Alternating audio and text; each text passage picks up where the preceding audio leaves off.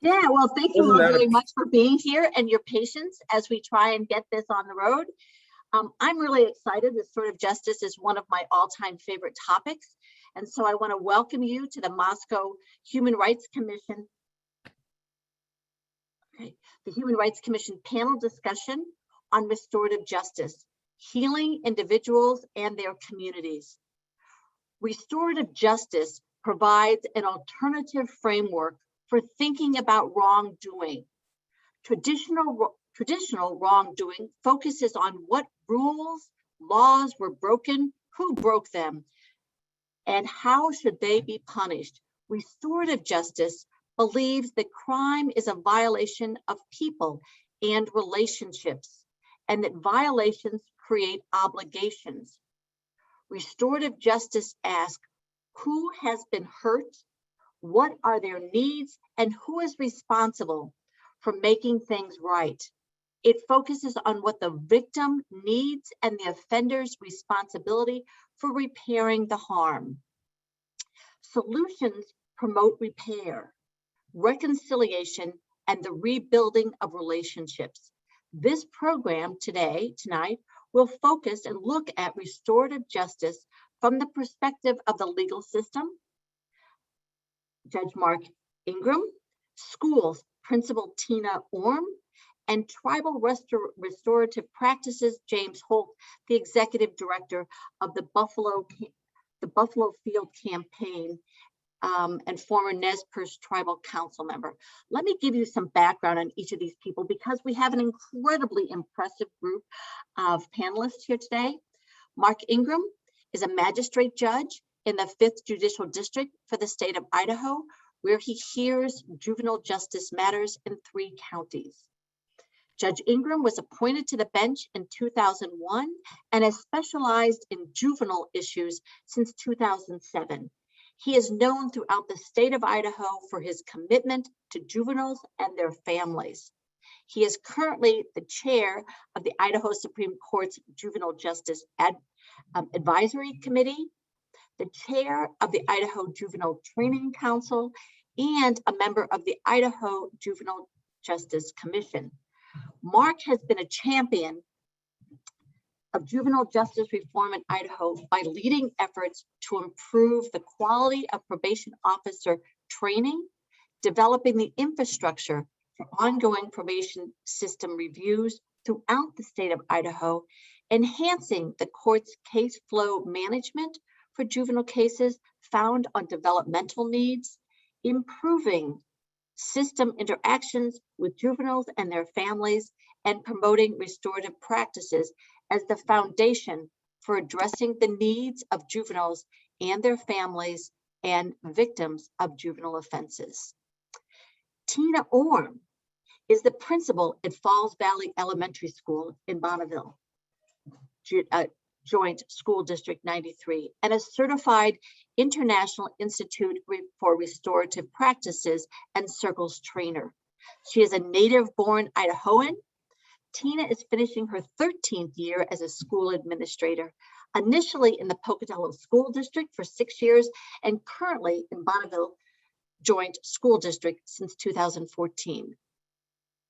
Prior to becoming an administrator, she taught kindergarten, 2nd grade, 3rd grade, 4th grade, and 5th grade, and helped develop a 4th to 6th grade multi-age classroom. She received her master's in education leadership from ISU and a Bachelor of Science degree in elementary education from the U of I. Her experiences from both the University of Idaho, her experiences both in the classroom and as an administrator are grounded in a deep belief that without relationships of trust and caring, learning can't occur. She became the principal of Falls Valley Elementary in 2017. In her role as principal at Valleys Fall, Tina has supported the staff and extended school community in building and sustaining a school climate where all feel safe, cared for, and connected through the effective implementation of a blend of restorative practices, circles, conferences, and positive behavior intervention supports. The school's success can be evidenced by the increase of school-wide attendance from a weekly average high of 83% her first year to today's average low of 94% attendance. And note, her school has been in person this entire year. Also, since implementing restorative practices at Falls Valley 4 years ago, the school has seen a more than 75% reduction in discipline, referrals, and suspensions. James Holt. As a concerned Nez Perce tribal member, James Holt strives to proactively support his community's wellness.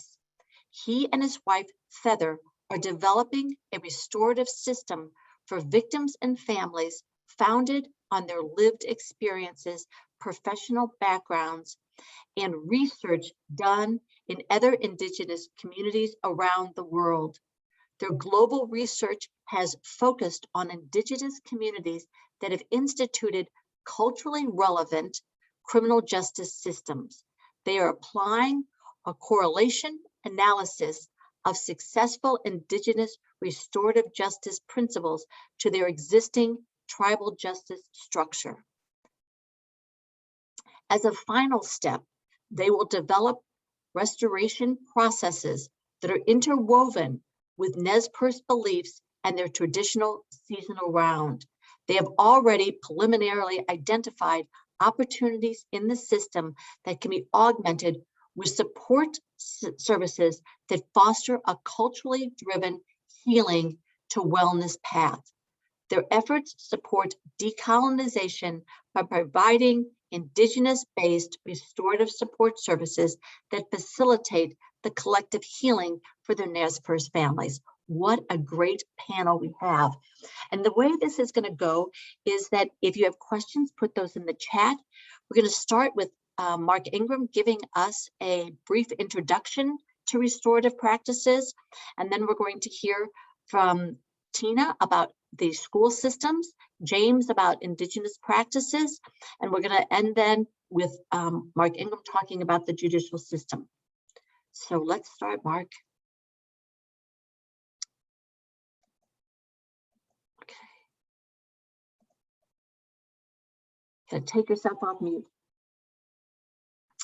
And Ken, you need to have allow all of us to share a screen. Yeah. You can. Yeah. I want to apologize to everybody initially because I was technologically challenged to get in here today, but eventually we got it, so that's all good. I have no idea who's out there in the audience, and so that's a little weird in this Zoom world that you don't have some sense of the people you're speaking to. But welcome all. I want to begin by putting. I want to throw out some terms that are used, and you've heard them already, and I want to try to put some definition around those. If you know, we've heard the word restorative justice, restorative practice, and I want to put that in some context. The restorative, can I let me share screen here. Okay. If we think about what I consider, does everybody else get to see the screen? I don't see the screen. You don't see the screen? Can you see the screen, Tina? No, you can't see the screen, Mark. Oh, well, I can. Good. Okay, well, tell us what it says. All right. Restorative practice is a more broad term than restorative justice. It's a social science that integrates developments from a variety of disciplines, including education, psychology, social work, criminology, sociology, organizational development, and leadership. And the whole point of it is to build healthy communities to increase social capital. the desired result is a decrease in harm and antisocial behavior, and a mechanism to repair harm and to restore relationships. Within that is a subset, at least in the way I think of it, of something that we call restorative justice, which is the use of those restorative practices in the context of the criminal justice system, that focuses on the rehabilitation of people who have committed an offense through reconciliation with the people who were directly affected and the community as a whole.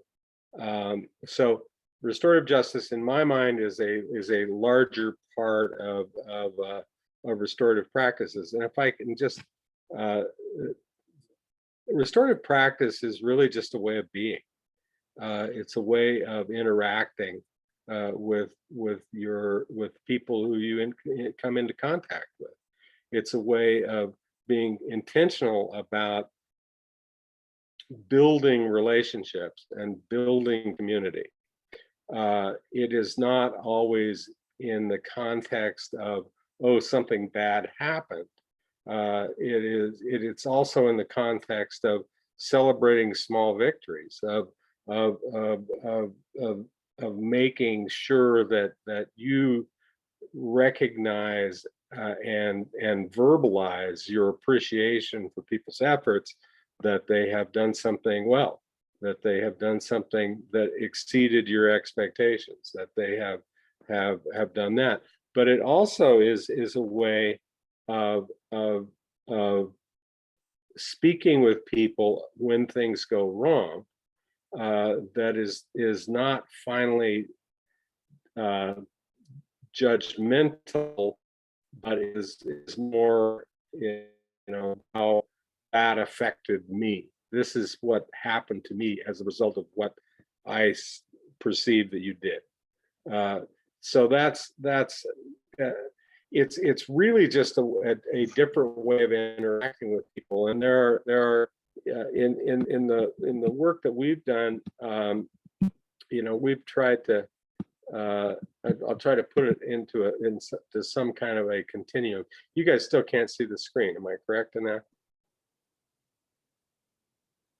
Maureen? I can't see it.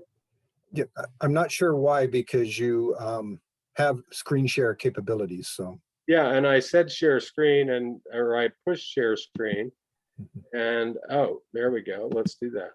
Is that better? There. Okay. Now you got it. Okay. All right.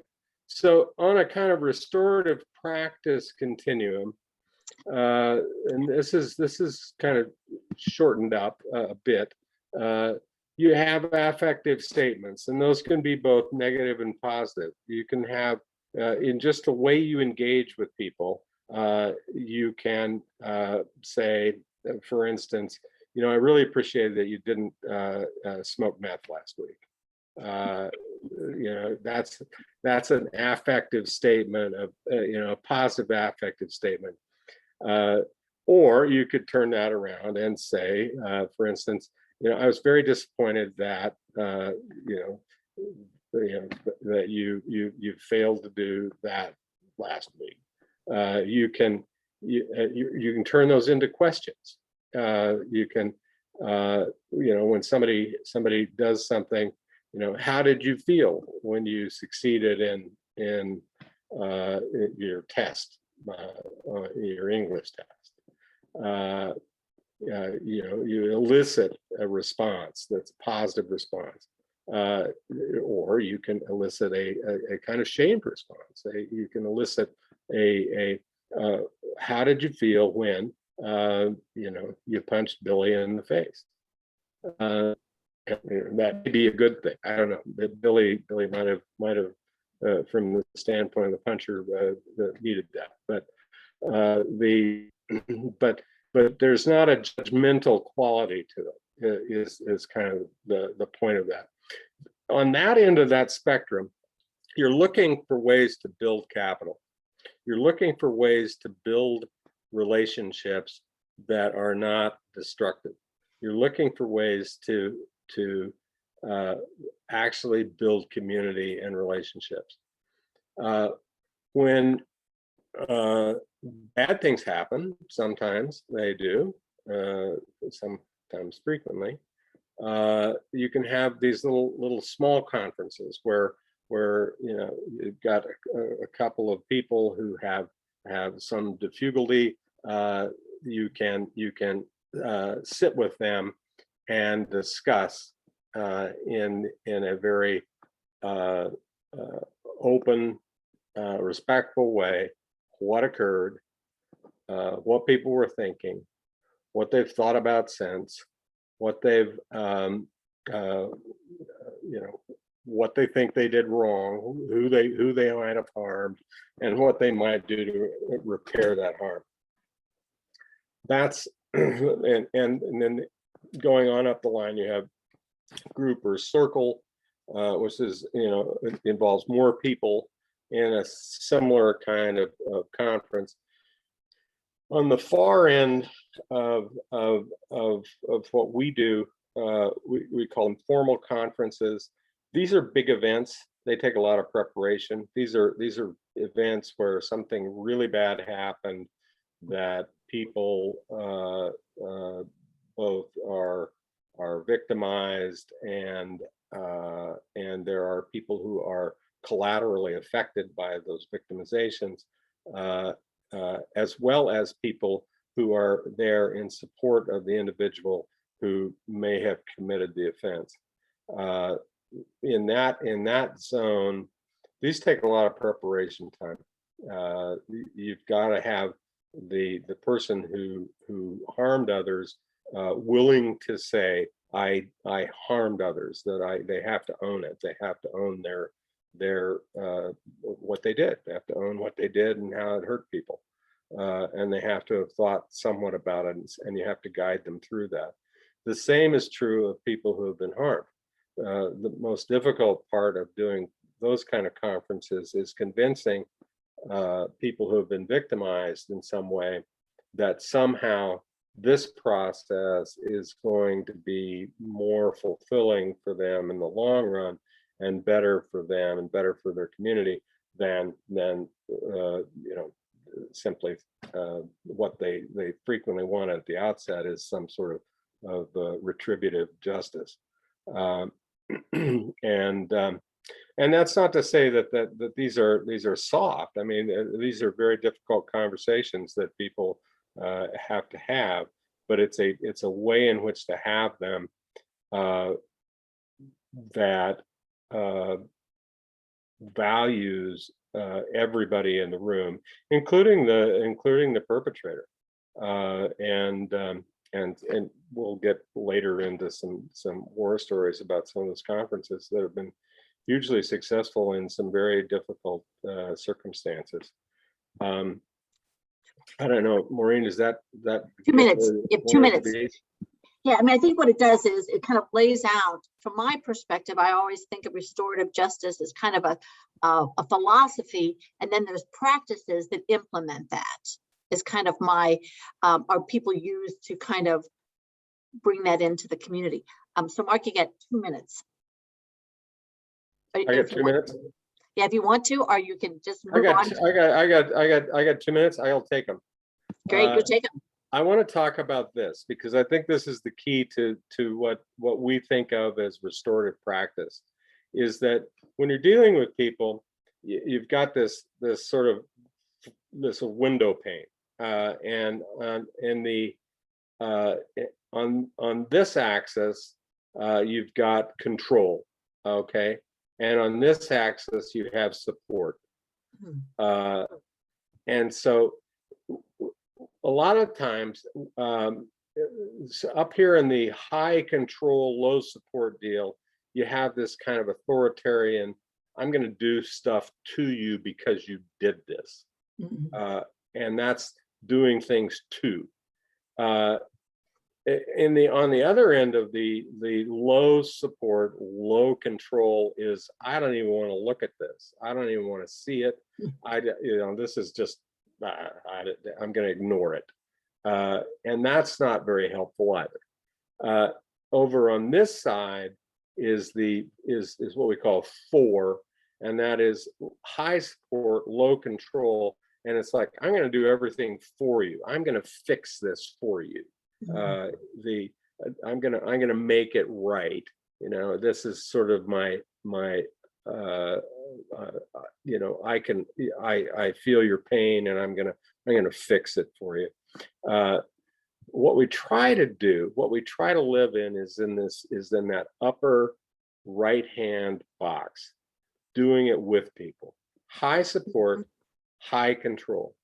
That we are that these are directed conversations. They're not willy-nilly, but they're not done with the mission of being punitive. They're done with the mission of causing people to grow and causing people to recognize the harm they've done, and causing people who have been harmed to recognize that the person who harmed them isn't necessarily the monster that they've built themselves up to be.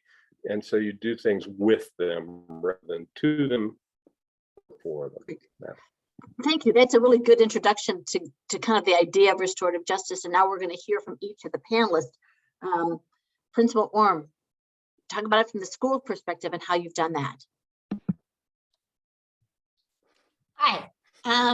You know, thanks, Mark. I think what you said as far as sharing that window of the, you know, that it's so incredible what I have seen in our growth for our school. You know, I was just reflecting as you were sharing what you shared along the way where we came from to where we're at today. I just did a formal circle today with some girls who were going to, well, it was a rumor they were going to have a fight on the at the church next door, because they knew Mrs. Orme wouldn't be happy with them fighting on the playground anymore. So that's not okay.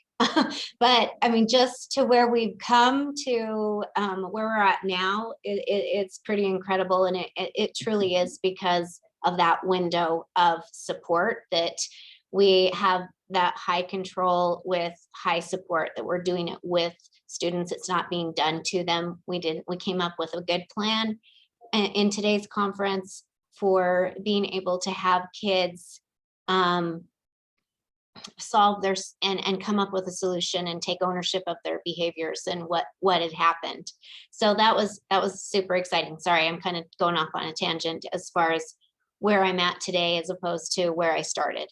You know, with Falls Valley, I came into Falls Valley. I was placed here as and asked if I could come in, and told, you know, do you want to do this? And I said, absolutely, I want to take this on.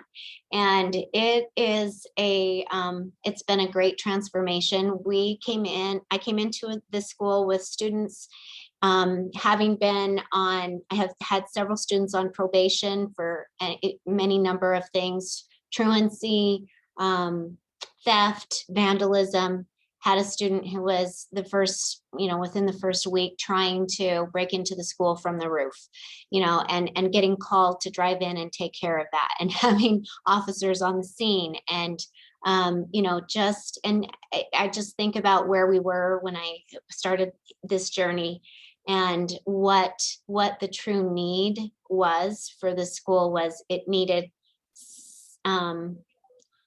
the kids to feel that they were valued, and families to feel that they were heard, students both, and that we really cared about them and their success. And through that journey, we just kind of grew from that. You know, we had teachers. I talked to a teacher today who just said, we didn't even know we were in this situation at the time when I entered this school. They just were getting by, and they thought this is just how things were done. You know, this is where they were at, and they were handling it, but they didn't recognize where they were really truly were at, and how to get out of that situation. And so, you know, me coming in with fresh eyes and seeing what had happened, it was, and where they were at, we just had a real, just realization that we knew we wanted to go somewhere else with it. And our kids were struggling, our families were struggling, and we took that on. And what came about was in the spring, my superintendent shared an email from the Department of Juvenile Justice sharing a grant. So sorry, I'm also on a PTO meeting. I apologize. I have a Zoom meeting happening, so I'm sort of in there and here too. So I apologize for that, but you got to do what you got to do, right? But we started out with having kids really having just all of these issues, and I knew I had been experiencing this before I came to this district, initially through, I have to give them credit, Kent Hobbs and Todd Mauger, who kind of introduced me to that before I came to this district for restorative practices. So I had a little bit of an idea about it. So when this email came through, I'm thinking, this is a grant. This could help us. You know, I mean, I was on the move, on the go, dealing with behaviors all of the time. And just people who came to see me were talking to me as I was running through to chase a kid or to deal with, you know, a situation where kids were fighting. So you know, it was dire. We were in triage. And I applied for the grant, was able to get it, and I noticed that they were the trainers, and I knew I had that connection with them. So we were able to, I called and reached out to them. They were telling me at the Justice Department that I didn't really get to pick them, but I said, well, listen, here's what I know. I need to build buy-in. I need them to come and help my staff see the reason why I want them to do this. That this truly is going to help us get to the next level, that we're going to be able to get through this situation where we're at right now and be on the other side and see the benefits from it. And you know, it was just incredible. They said, okay, you can pick them.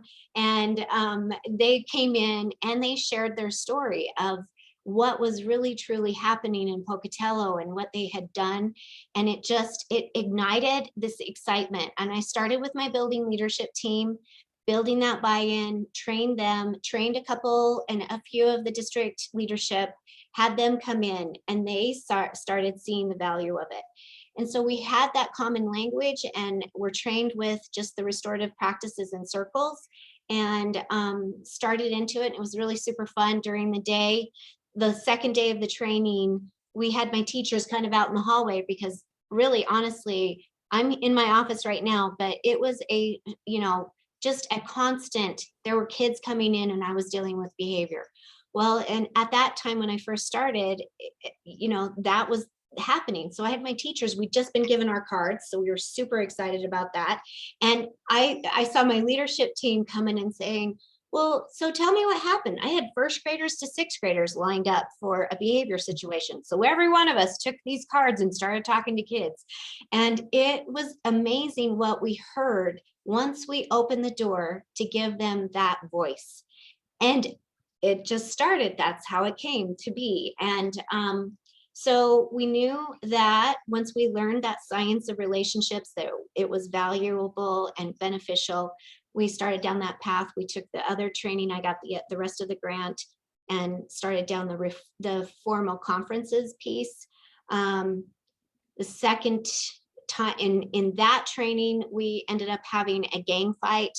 We had, kids with having racial slurs. So they were, meeting out to the side of the school, and all of a sudden kids come in, we've got bloody noses. It was serious. We had the school resource officer here, plus a couple other Idaho Falls police officers, pretty much. So we dealt with that. And Kent Hobbs says, well, let's just do a formal conference with them. We can get through this. Let's just do it.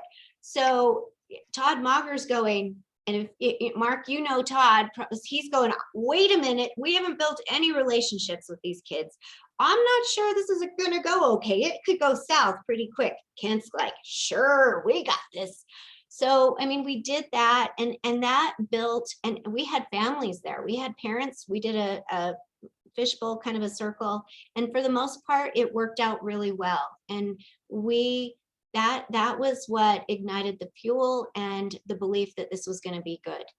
And from that point on, we really started establishing, we put in a plan for what was going to happen the next year. We just kind of drew it out in phases with my leadership team, and trained all of our staff that second year, then kind of put a plan in for how that looked in our school. We built a master schedule around making sure that we were paying attention.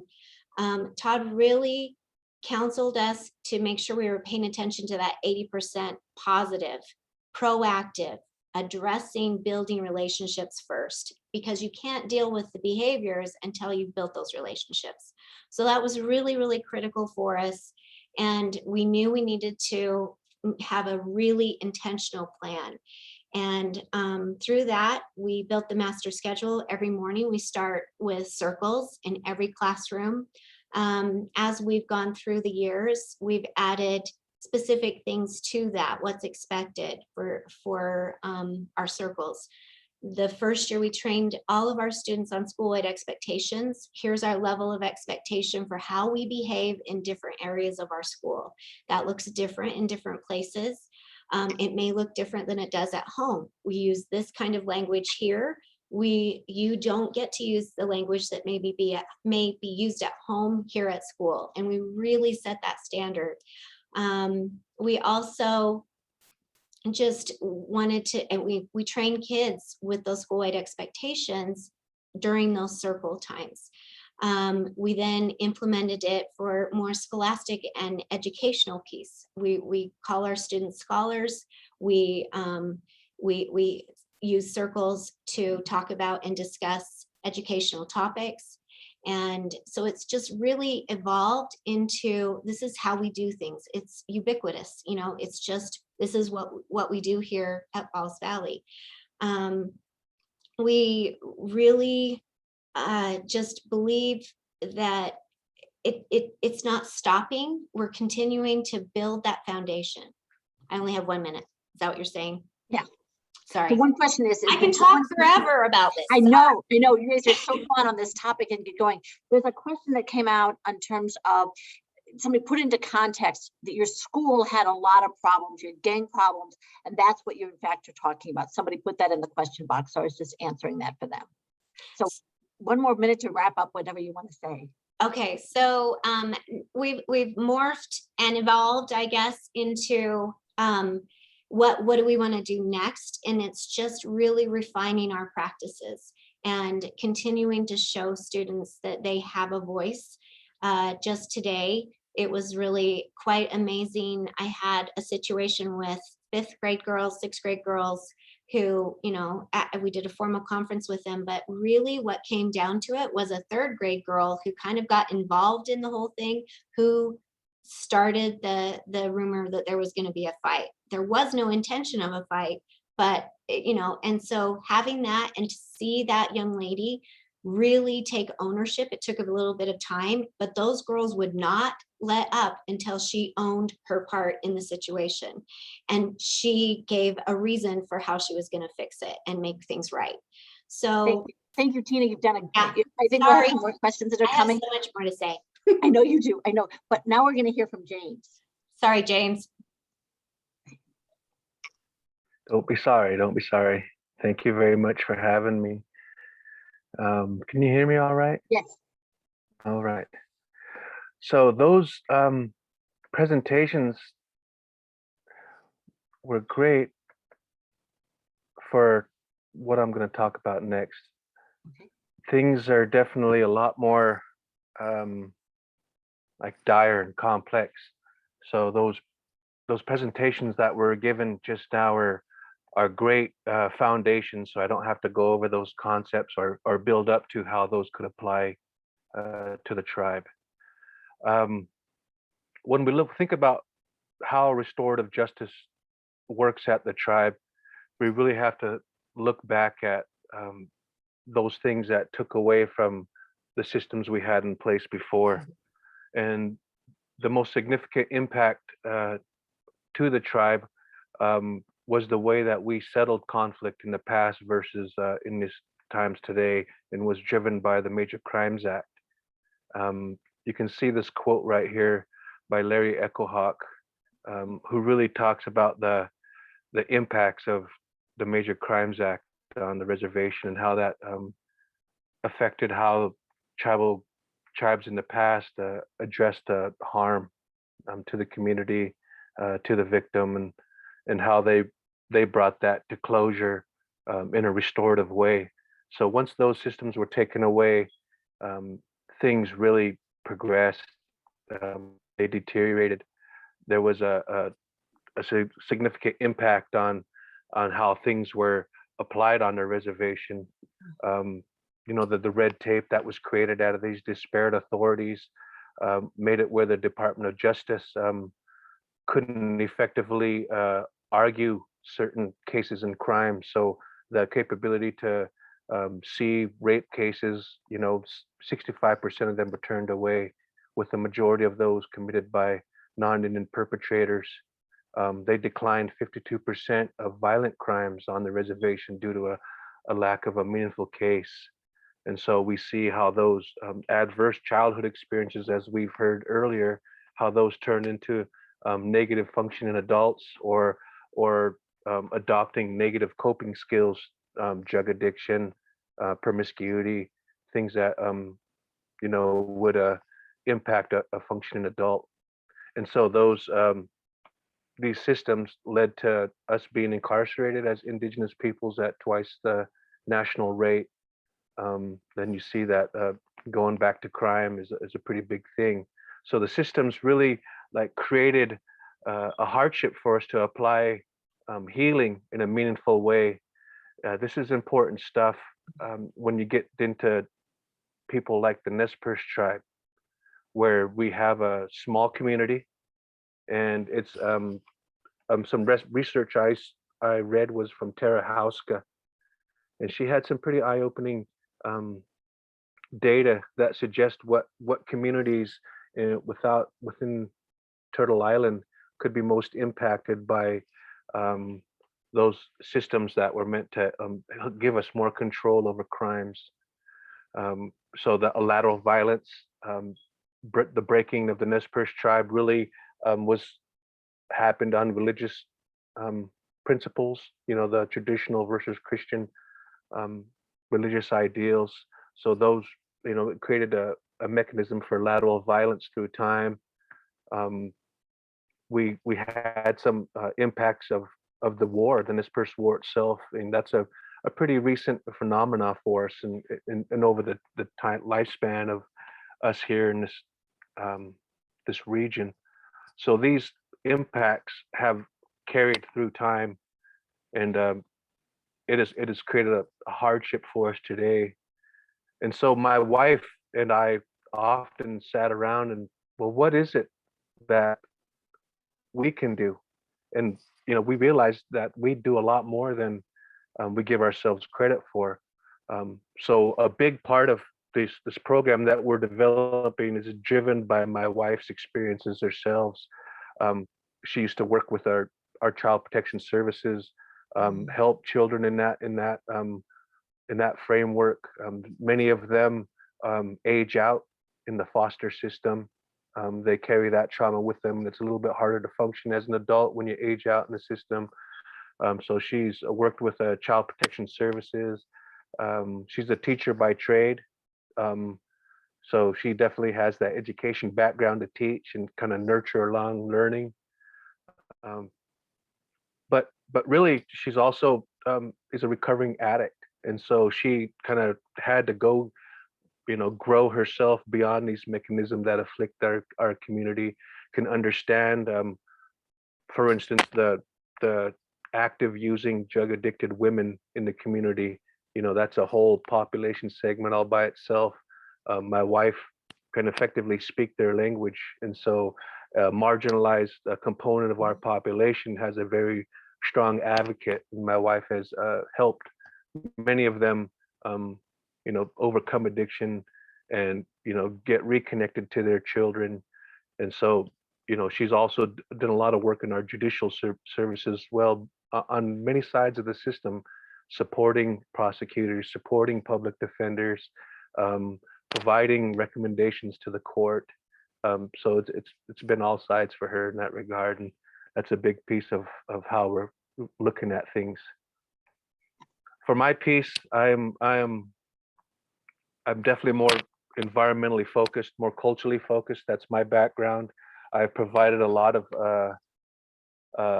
youth groups, fish camps, taking people out onto the landscape, nurturing them along through growth and through our oral histories.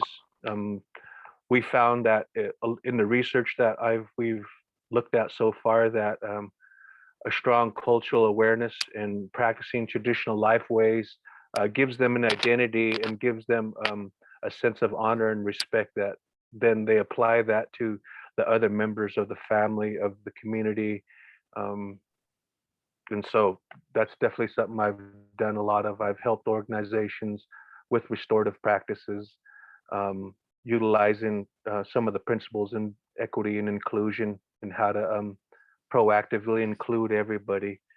A big thing of what I've done and how that's positively affected our community is the resurgence of our relationship in Buffalo country with bison. And, you know, as you may know, that relationship was severed in a big way with the extirpation of the majority of the wild populations. So having any kind of a remnant relationship with buffalo has been very meaningful for us. There are some cultural lifeways that kind of were dormant, if you want to put it that way, that are now active once again. Ceremonies that have been restored to us, and then just my knowledge for organizational capacity and how to apply those concepts and effectively enter into relationships with you know, whether it be the tribal court system or other agencies that interact with that in a way that can apply the concepts that have been provided earlier, the conferencing, you know, doing that difficult work that has to be done before we can even begin these restorative practices. And once you do that, you apply it to a bigger circle. You expand it, as I heard earlier. You know, you build on what you do, you expand it out, you make it more holistic in fashion, so that you can, in a way, utilize a seasonal round as a metaphor to just our own being. That, you know, we are a holistic person, and some of us are just fragmented, and we can help that pathway to wellness and predicate it on our traditional ways, and not have to recreate no wheels, but build upon the positive intentions that we all have to live together anyway. So that's like the crux of what I've been doing, and kind of where we're at, and how we hope to have a positive impact in our community. And so that concludes kind of where I'm at. Thank you. It's an interesting kind of a concept for each of the panelists. Mark has a kind of all of the judicial system, trying to convince them to look at restorative practices. Tina's doing it within a school system, and you're doing it within a tribal system. And how do we repair the harm that has happened in each of those settings, and how do we find ways towards healing? Now, there's one question here that just came up, and yeah, Mark. Oh, Mark, I'm sorry. Go ahead, Mark. Yeah, Stephen's question, which I thought was very profound, and it follows on a lot of what James said. Do you want to read it out loud, because people won't see it? Yeah. Do you want to read it? Yeah, read it. And jump to Ingram's comments. He said, harmers must own that they hurt someone.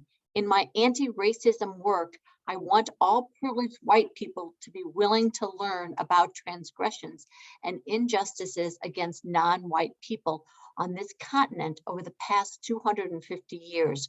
I want whites to be willing to learn about this, feel something about it, and want to work with non-whites to somehow acknowledge and be honest about the past.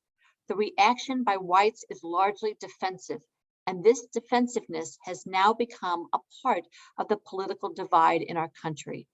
So often I hear, I don't do this, or this is false history, or why digress like this, or there's nothing to be gained by hurting the people of our great country. What are your thoughts on how restorative justice theory and practice tools can be used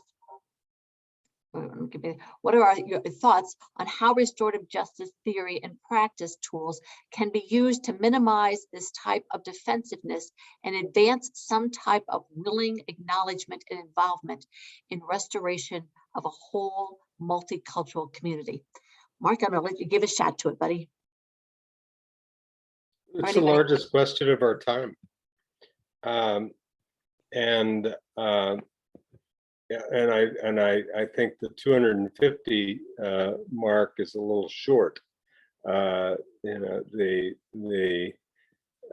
Since Europeans came to this continent, there has been this divide and oppression and genocide and slavery, all of the horrors that people are capable of doing, most of which were at the hands of Europeans. That's just history. That's a reality. We at this point, and I appreciate Stephen's question, because at this point in our country's history, we are at this tremendous divide in the way in which people see the world. And yet, what we don't have seemingly, and the only way that I can see in which to bridge that divide, is to have conversations where people can actually engage in reality about what has happened and who the perpetrators of those things were, and to acknowledge that yes,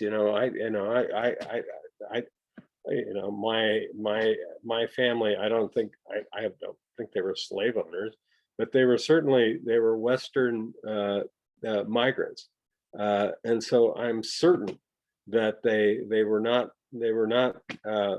fond of the indigenous people who they were pushing off their land. That's a reality. I have to acknowledge that. Do I feel guilt about that? Some. What can I do? I mean, I guess the issue is how do you engage in conversation in which you can help to repair that harm? There's an organization that I belong to called Braver Angels. Used to be called Better Angels, but Ken Burns had co-opted that name, so now it's called Braver Angels. But their mission is to put people who have these disparate backgrounds and feelings together in conversation to engage about that stuff, even when they have such disparate opinions about the political realities of the day or whatever, in a hope, not that they will agree with each other finally, but in a hope that they will finally come to some understanding of the other person's point of view. And I think that's maybe the best we can do right now. I don't know. Tina, would you like to talk about that? Because you have racial issues that go on a lot in your school, just from what you said. Sure. I think even at today, in dealing with the young ladies that I was dealing with today, I try to keep them in the present moment. We use some very specific language with them and talking about what happened in the present moment that caused their harm. And then we deal with that. And then some things come out through that discussion of finding commonalities or different points of view. Like, I didn't realize the impact that I had because of what I said.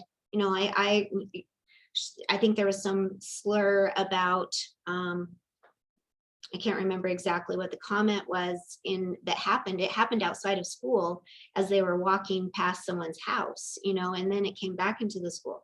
So I really just feel like what we try to do is keep them, what was the present circumstance, that caused their conflict, and then we kind of backtrack through, okay, so here's, this is my personal experience, this is why I approached it, because of that background experience that I'd had previously.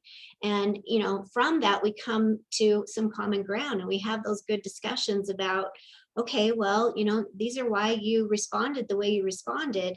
I can understand that. I can see that you have had previous harm or trauma that has caused you to have that, respond the way you did.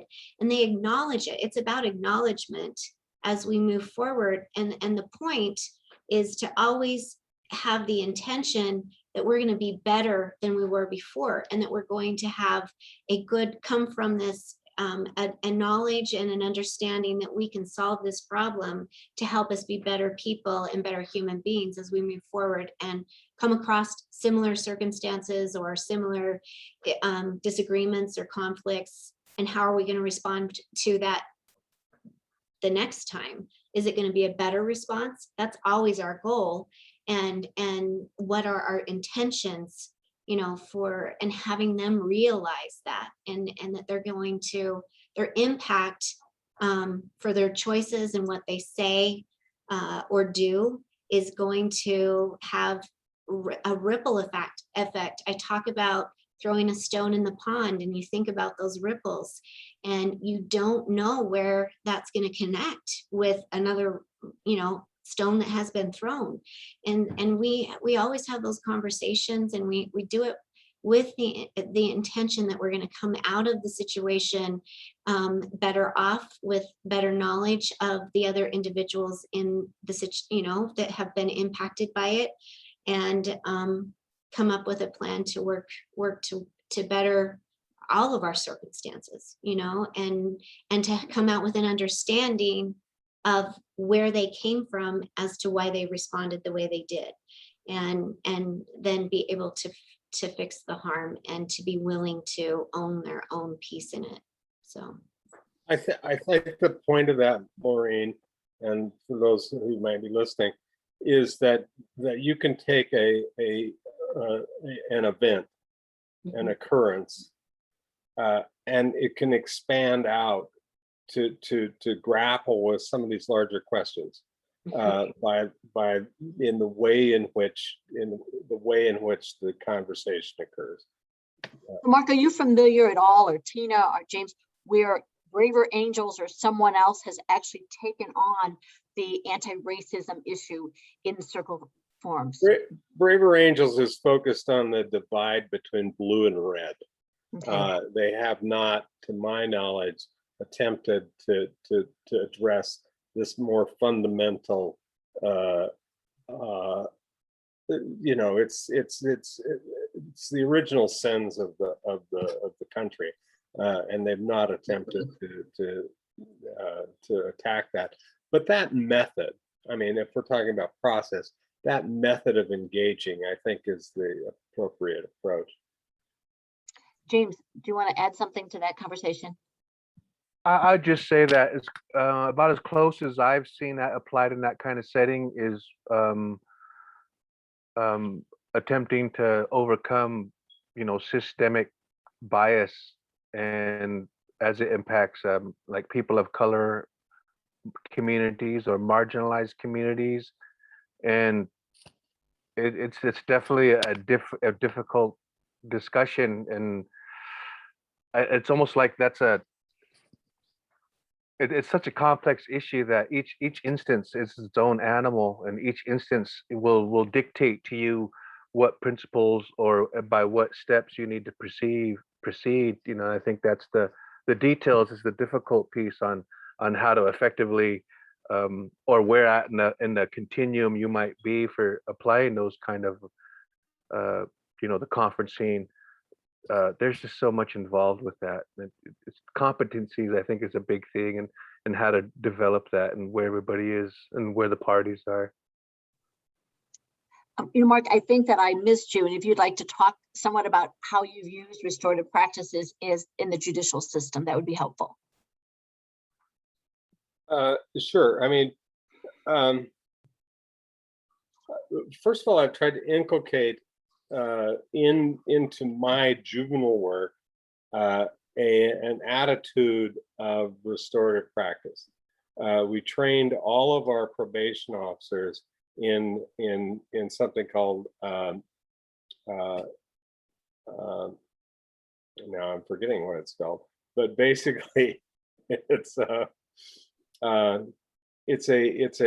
technique by which you don't judge people. You take them where they are at the outset, but you guide them through open-ended questions, affirmative statements, and Tina will know what I'm talking about, but I wish I could put the name on it.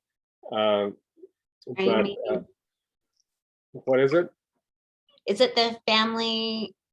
No, not the family group decision-making deal. Okay. But the MI, it's called MI. Be that as it may.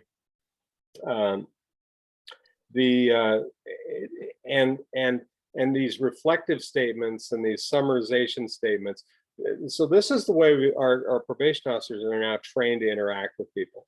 We also attempt, as people come into our system, to make it not as threatening, to make it more, I don't want to say user friendly, because it's, ultimately it's this accountability mill, but it's we recognize that it's an imposition on people's parents, especially their lives and their time, and their kid did something that was maybe not that great, but we try to make it more family friendly, if you will.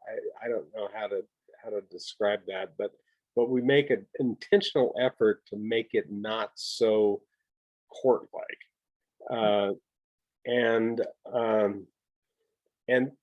But then, frequently, a kid says, I screwed up, I did this thing, and you can have these encounters with victims that are truly meaningful, and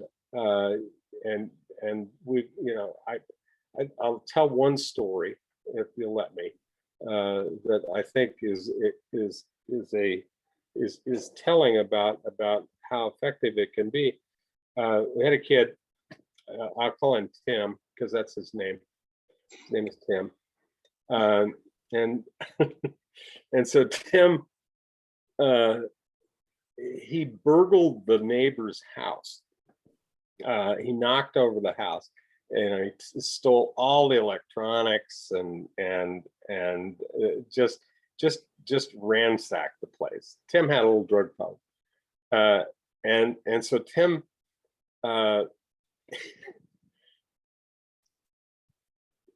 for whatever reason, Tim had gone into one of the little girls' rooms and had removed their underwear from a drawer to cover up his fingerprints as he was carting, flat screen TVs out of the house.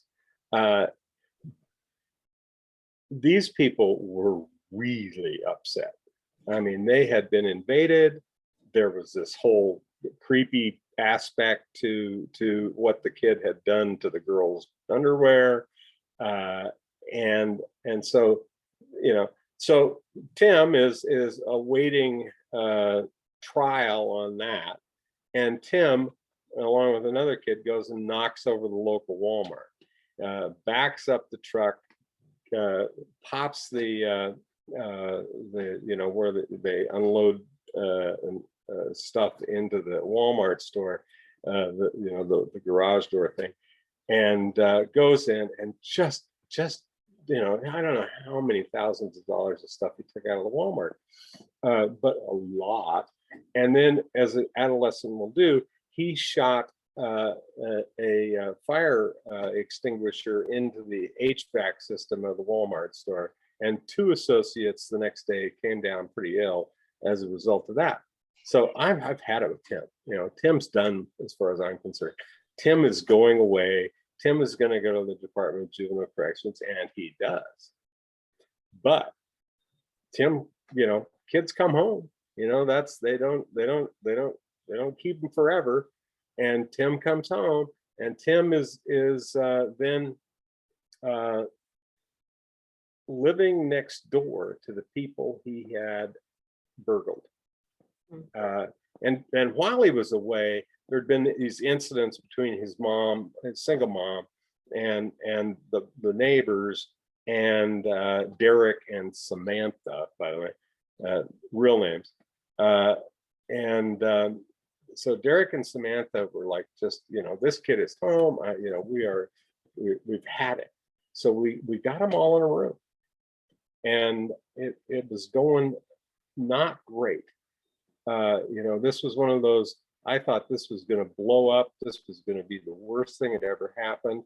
Tim expressed his remorse, like a kind of rehearsed coming out of the joint kind of guy. And and Derek says, I don't believe a word you're saying. I think you're a little con man. I think you are, you talk the talk, but you can't walk the walk. I know, because I am an ex-con. I know where you are. And so, but here's the deal, punk. My girls are terrified. They can't sleep at night. My wife sleeps with a gun under her pillow for fear that you're going to invade us again. And you and your mother are going to come over to our house to barbecue. Not because I like you, not because I think you're a swell kid, but because I want my girls to know that you're not the monster that they have made you out to be. And they did. And so 6 months later, I am curious, what has happened with Tim and Derek and Samantha? And I call Tim in. I say, Tim, what's going on? And he says, well, things are going pretty good. So I'm babysitting for Samantha now. Derek's in the Dakotas working the oil rigs, and Samantha works nights at the hospital. So I go over and I babysit. I said, really? How'd that happen? Well, Derek called me up and he said, I'm going to the Dakotas and you got to babysit. And Samantha said, here are my hours. Just let yourself in. You know where everything is. And then after that, Derek took Tim to the Dakotas every 2 weeks doing the oil deal. The 2 weeks on, week off, and every week, every time they came back, Tim came in and paid the restitution to Derek.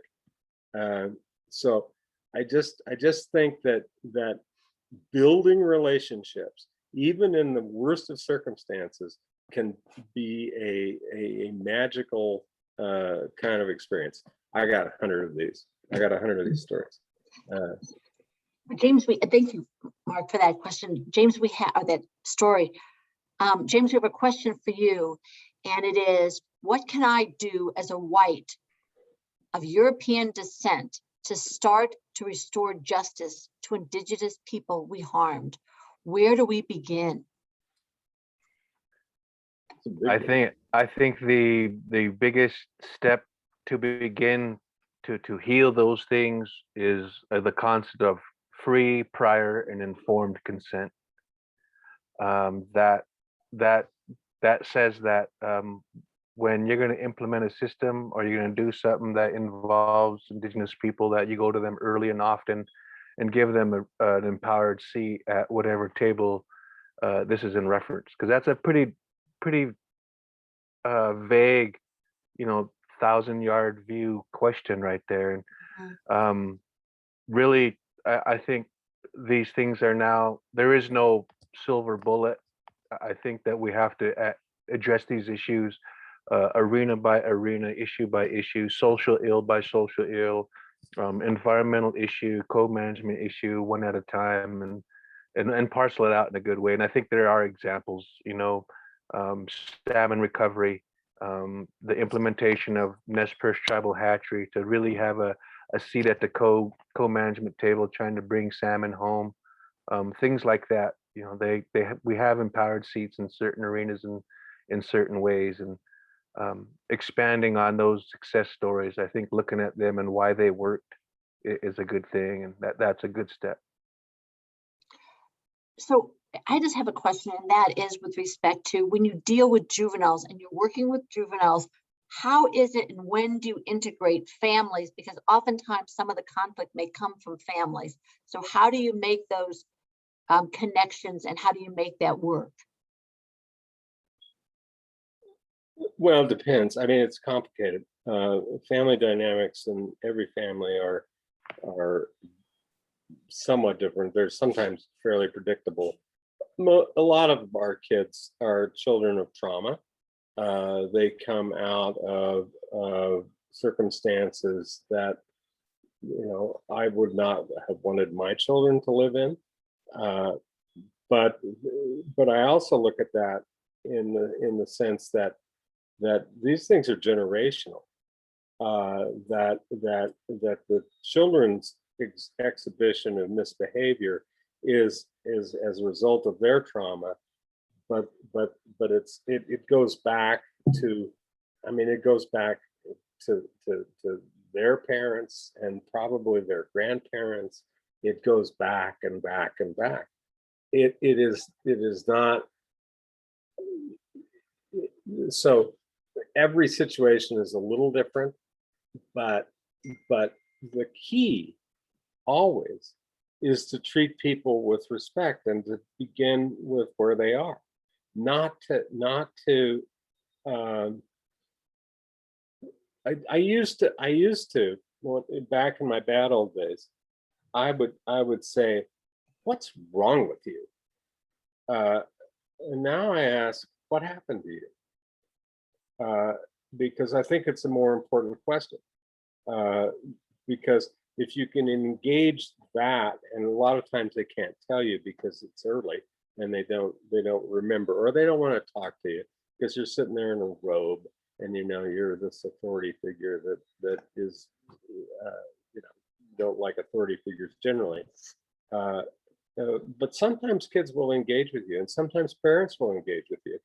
And once you build that initial connection, you can build on that. It isn't rocket science. It's just being human. I don't know, James, what do you think? I think that was greatly put. I mean, I'm shaking my head in agreement. I think that was well stated, very well stated.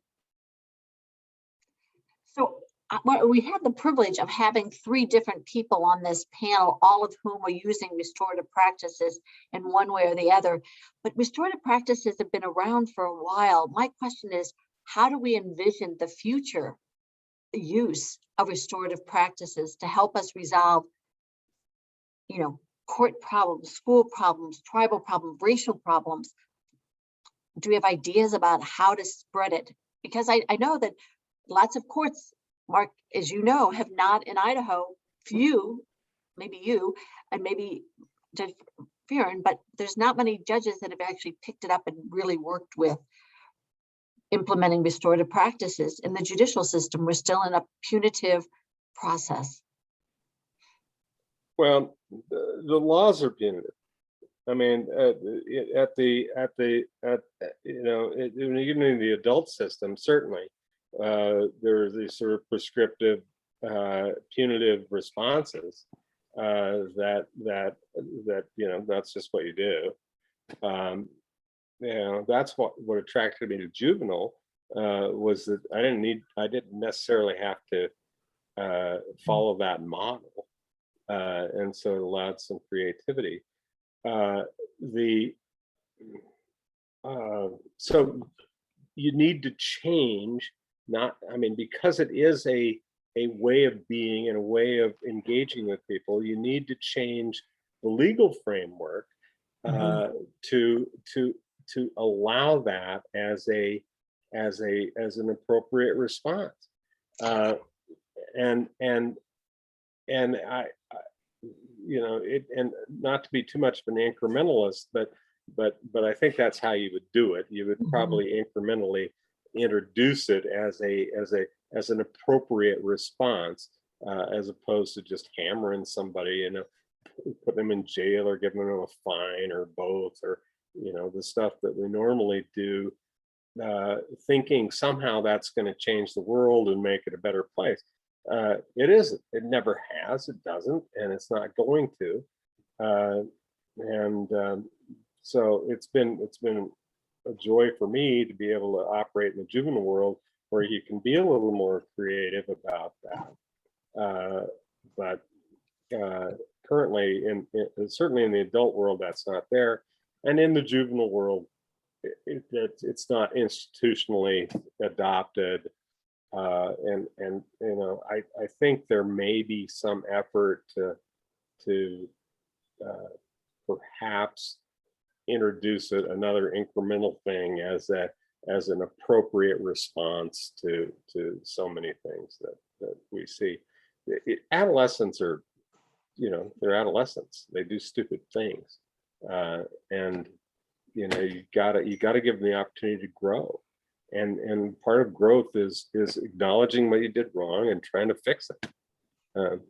Well, I think, you know, Mark, I think you're right. I think you also, I mean, even as adults, until we can get people to really see the value of it, that we aren't just, I mean, a lot of times in our penal system is in the to box, right? It's being done to you. And I think that has been a traditional view in how a lot of kids are raised. Even, I mean, I deal with it with my teachers. Even still, they've forgotten what it was like 4 years ago with my students and how we dealt with those situations, and they expected them to be suspended or, you know, given a harsh consequence. And I have to remind them of that, you know, that we are instructional in behavior and academics. And even with building that relationship with parents and family, they kind of expect when I get a phone or give a phone call, well, what did they do? What am I gonna, you know, what's their consequence, you know? And I try to come at it from that instructional piece. And I think we have to address it, you know, same thing with all issues racially. I you know, can't just come at it as we have to serve some penance. It's got to be an action, and we've got to be intentional about how we want to proceed and build a vision of how that's going to look. And it's going to take time, and I don't know, just it's got to be incremental. I mean, and building buy-in by people who see the value of it. Sorry. I appreciate the fact that you've trained all your teachers, and Mark has gotten all his probation people on this topic. James, do you have a response to that? And there's a question for you in addition to that too. So I don't know if you want to address that one first, and then we'll go back. Sure. You know, for us, it's like, I think it begins with our elders. They're the ones that have that breadth of knowledge, the lived experience over time. They've seen a lot of the creation and implementation of these systems and how they've impacted us. So once we go to our elders, they'll give us that wisdom on how and where these, you know, where to begin and where the best low-hanging fruit might be. Absolutely. So, yeah. But there's a specific question addressed to you right now. Can you tell us how well the reconciliation process and restorative practices discussions are working between the Presbyterian Church and the Nez Perce tribe? I think that has progressed very well. I think 30 years ago, it might not have been as clear cut, but there's been a lot of growth and a lot of acceptance that's created over time. And a lot of that is really how the youth themselves were raised. You know, they themselves, you know, not knowing the history, befriend people. They've created social circles that have had an impact, and that social web, if you will, has branched out, and it has, how to best say that? The linkages are there, I guess. The network has been set up right to do those things. It's hard to say. I mean, it seems to me that that's kind of what everybody's concept is that they kind of the tentacles are out there and we've got to keep working on them. Yeah. Does anybody else have any other questions? Because I think we're just about out of time. Anything you would like to say in conclusion, each of you, kind of like wrap it up in terms of the value of restorative justice, or anything else you'd like to say? Just a quick comment. I would like to say that I really appreciate the words of the other panelists. That has given me a great insights on things to consider as my wife and I further develop the programs and provide services, not just to the individuals and the victims and trauma survivors, but also on how to, suggest things to our court system and provide some recommendations. So James, I just want to tell you that we've worked for years at the legal aid clinic at the law school, and I'm thrilled to hear working on changing that system into a way that's more healing, because I think somehow you adopted so much of our normal judicial system. And I think I applaud you and your wife for your efforts in doing that. Thank you. Thank you. Tina. I just think if I could give any advice, you do it intentionally. If you're going to go for it, you've got to build that buy-in from the ground up and have a real intentional plan for how you're going to change your organization and structure, so that it's not just, you're not fitting restorative practices in and around old ways of doing things. You've got to be willing to shift and change and pivot so that you can be accepting of it and build in that plan and continued support so it's sustainable. I think that was a great piece of advice that Todd Mauger gave me, and we really followed through with it and have continued to, and we're going to continue to make it better. So thank you. Thank you for letting me be here. I appreciate it. That's great. Mark.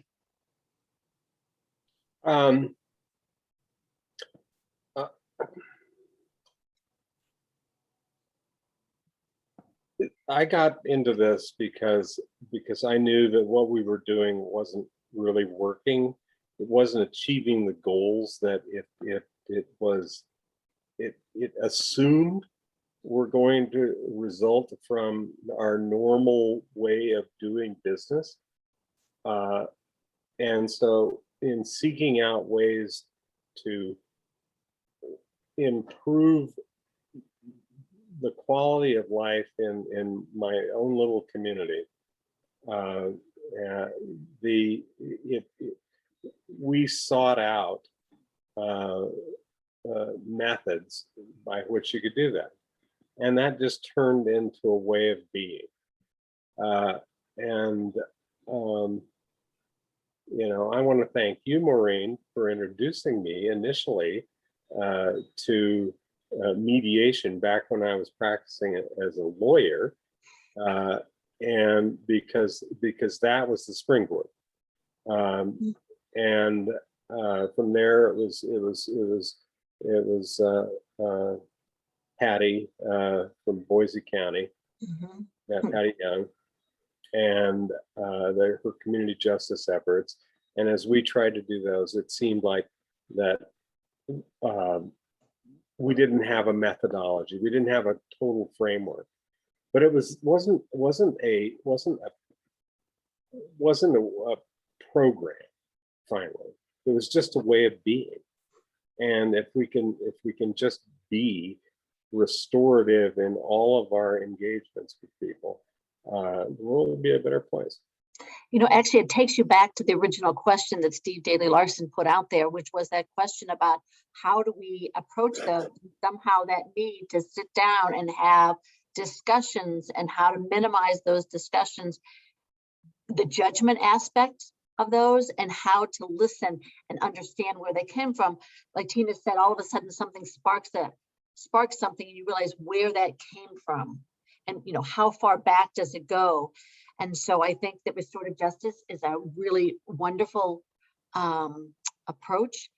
And I really hope that others will jump on the bandwagon and reach out. There was one other request, Mark, and that was if you send me the slide, particularly the slide at the very, you know, those 2 slides that you used, if you would send those, people that are participating in it have asked for that, and we will send them out to the participants if that's okay with you. I will, Maureen. I'll send it to you. Thank you. Well, thank you all very much, and we look forward to hearing great things from you all in the future. James, it was a pleasure meeting you. And James Yes, in it particular. was. And James in particular, I want to tell you that each of Mark and Tina integrated that into their work, and you've taken on such a huge project, you and your wife. You know, I want to keep in touch with to make sure, just to see how you do. It's so exciting, and it's, you know, it's the belief in the goodness of people, which I think restorative justice actually talks about and it fosters. So thank you all very much. Oh, let's just see if there's another question here. Oh yeah, so there's somebody who wants to see James' circle picture with the months on it. So if you would also send that out there, that would be great. So, you know, I thought, I didn't know you were bringing slides. It was great. So thank you all very much. Good night. Thank you for spending time with us.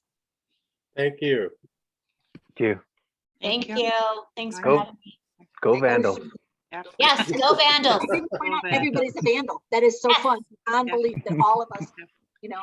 And Maureen, I sent a link